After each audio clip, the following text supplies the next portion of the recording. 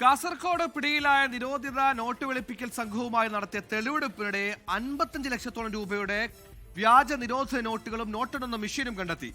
ബണ്ടിച്ചാൽ സ്വദേശി വിജയന്റെ വീട്ടിൽ നിന്നാണ് വ്യാജ കറൻസികൾ പിടികൂടിയത്. പ്രതികൾക്ക് അന്തർ സംസ്ഥാന ബന്ധമുണ്ടെന്ന നിഗമനത്തിലാണ് അന്വേഷണ സംഘമുള്ളത്. ഈ വ്യാജ നോട്ടാണ് പഴയ 2000 രൂപ എന്ന നോട്ടായി തെറ്റിദ്ധരിപ്പിച്ച് ആന്ധ്രാ സംഘത്തിന് വെളുപ്പിക്കാൻ കാസർഗോഡ് സംഘം നൽകി.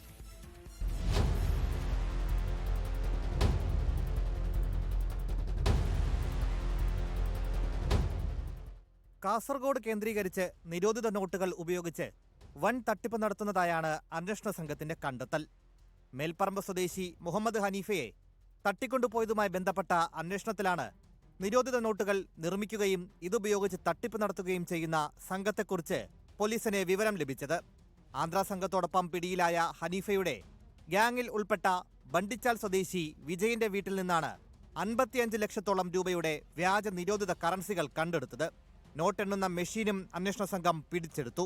നമ്മുടെ കർണാടകത്തിലെ പോലീസുമായി ബന്ധപ്പെട്ട് അവിടെ സകലേഷ്പൂർ വെച്ച് അവരെ അവിടെ തടഞ്ഞു വെക്കുകയും ഞങ്ങൾ പോയി അവരെ തിരിച്ചു കൊണ്ടുവരികയും ചെയ്തു. അതിനുശേഷമുള്ള അന്വേഷണത്തിലാണ് മനസ്സിലായത് ഇത് പഴയ നോട്ട് ഡീലിങ്ങുമായി ബന്ധപ്പെട്ട പ്രശ്നമാണെന്നും RBIയിലെ ഏജന്റുകൾ മുഖേന നിരോധിത നോട്ടുകൾ മാറാൻ കഴിയും എന്നാണ് ആന്ധ്രാ സ്വദേശികളുടെ വാഗ്ദാനം.